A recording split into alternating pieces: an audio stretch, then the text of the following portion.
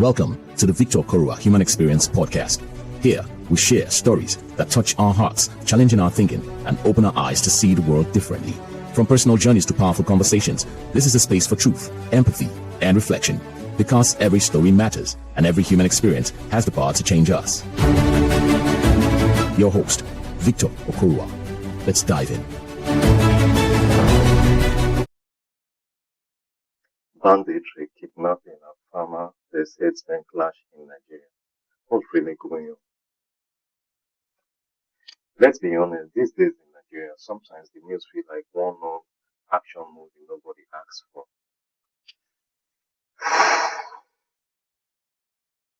Kidnapping here, bandit attack there, farmers and herdsmen clashing.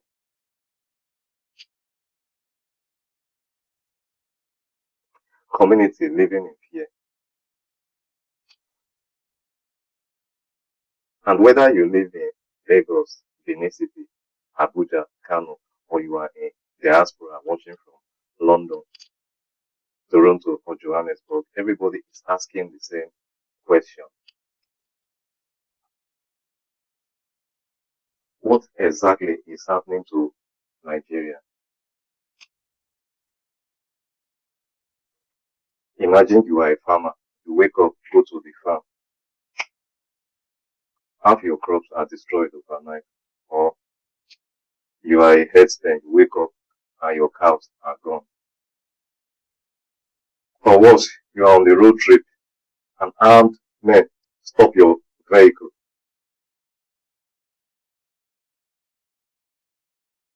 But today, we are not here to insult anybody. We are not here to support any political party, and we are definitely not here to spread hate. Just fact, context. Let's go. Because sometimes when people don't understand the problem, they start to fight each other instead of fighting the problem itself.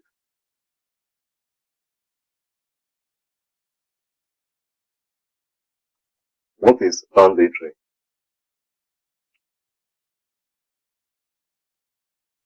In simple terms, banditry is organized violent crime. Armed groups attack villages, kidnap people, steal cattle, burn homes, and demand ransom.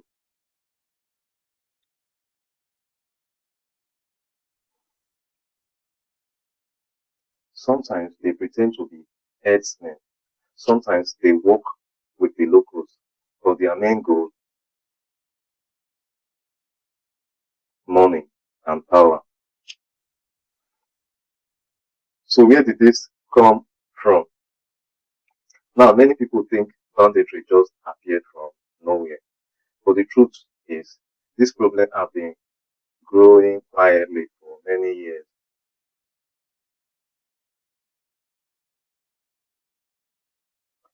Experts point to several root causes: poverty, unemployment, weak security in remote areas, illegal weapons flowing across the borders, and abandoned rural communities.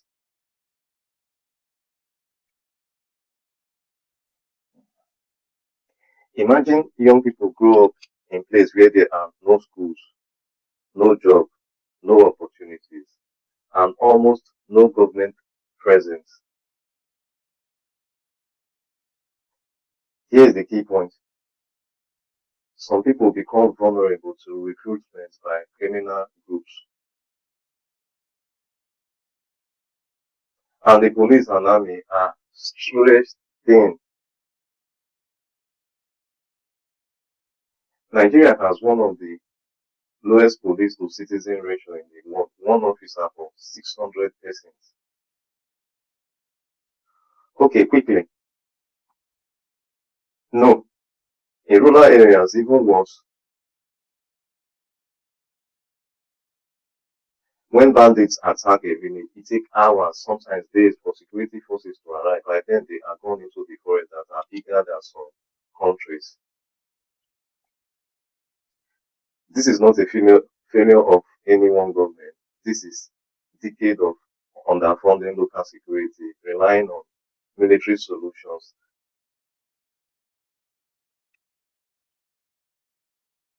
The kidnapping business.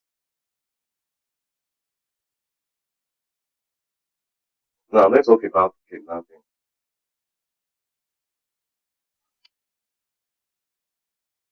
Time to reframe. At first, kidnapping in Nigeria used to target mostly wealthy people or political people, but now anybody can become a target. Students, travelers, business owners, even ordinary families like you and me. And one painful truth is this: kidnapping has become a business, a criminal economy. Some kidnappers believe ransom is faster than hard work.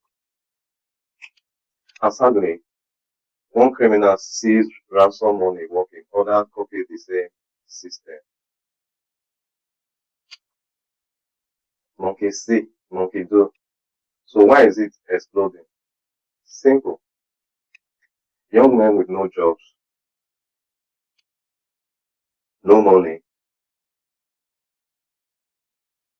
and no access, and easy access to guns. When a 20-year-old sees that farming pays nothing, herding is dangerous, and the only rich people around are politicians or businessmen, some decide crime is faster. Make terrible sense. And kidnapping pays. A single ransom can be millions, more than they can earn in 10 years of farming. And cheap illegal guns from across unstable borders like Libya and Sahel regions. And you have a kidnapping industry.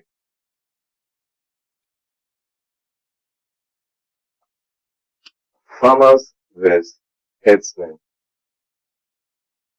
Why the clashes? Now, this part is very sensitive, so let's speak carefully and honestly. Herdsmen, mostly Fulani nomads moving cows across traditional routes for years. Farmers, mostly settled communities growing crops like maize, rice.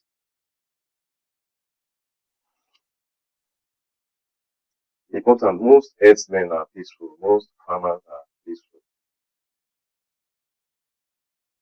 Hear me, the problem is when conflict turns violent and criminals take advantage. Not every herdsman is violent, not every farmer is innocent, and entire ethnic groups should not never be blamed for the actions of criminals. Here is the biggest driver. Ready?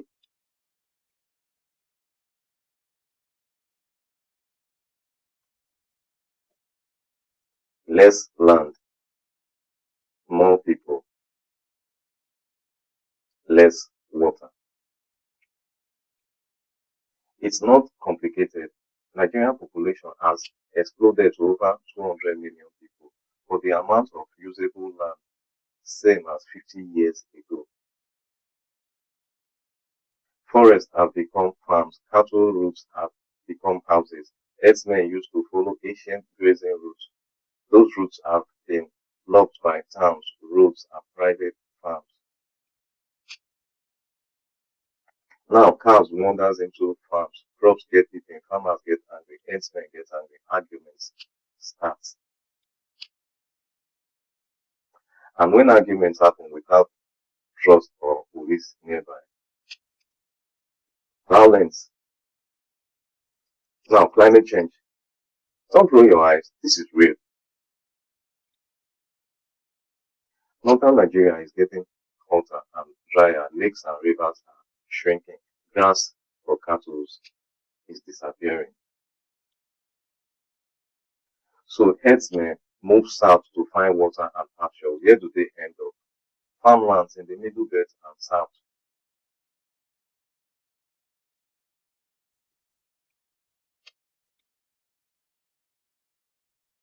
Farmers who have lived there for generations say this is our land. Herdsmen say we have nowhere else to go.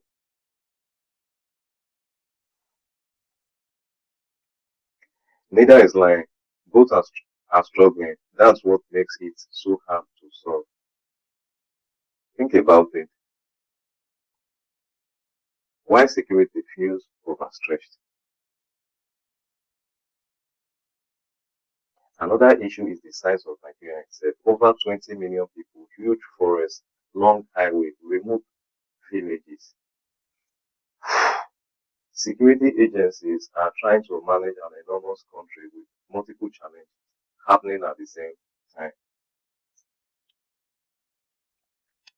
Too many at once. Many Nigerians also complain about slow emergency response, poor intelligence gathering, lack of equipment, and corruption within some systems. Slow response. And when citizens lose trust in institutions, fear spreads fast. The economic side nobody talks about. Let's tackle that. Connect the dots. Now let's connect it. This is the economy. This is to the economy because insecurity is not just about violence, it affects food price. Think about it. If farmers are afraid to go to farm, food production drops.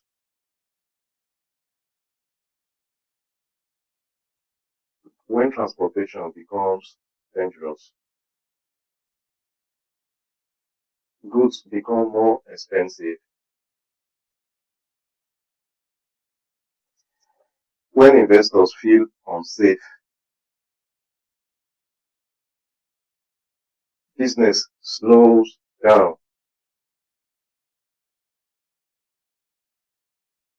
So insecurity and economic hardship are deeply connected. The dangerous things social media is doing is another issue. And can we talk about social media for 1 minute?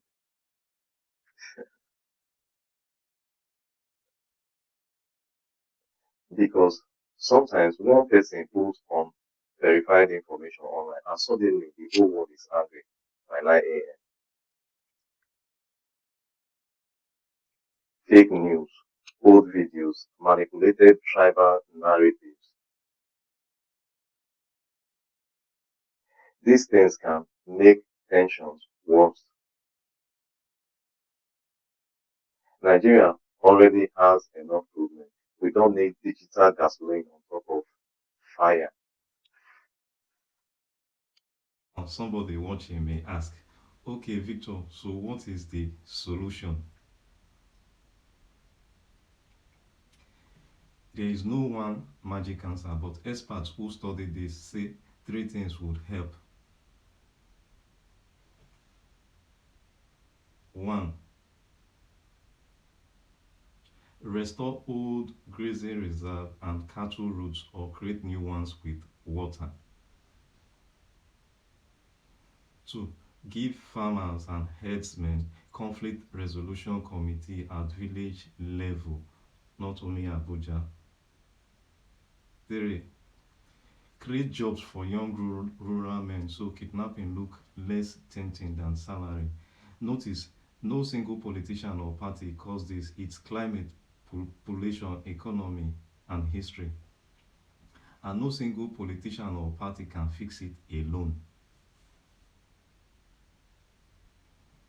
You and maybe most importantly, Nigerians need less hatred because when ordinary Nigerians start seeing each other as enemies based on tribe, religion, and region, the real problem becomes harder to solve.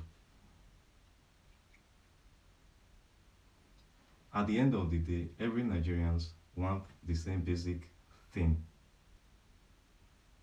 safety, food, opportunity, peace, a future for their children.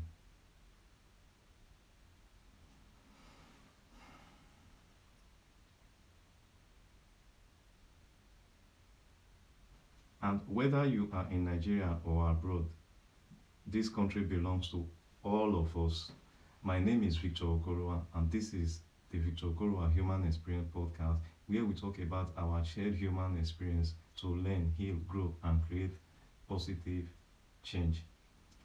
If this conversation gave you something to think about, share this video respectfully, and in the comments, tell me, what do you think is the biggest root cause of this insecurity in Nigeria? Stay safe, stay informed, and please do not let social media turn you against your fellow human beings.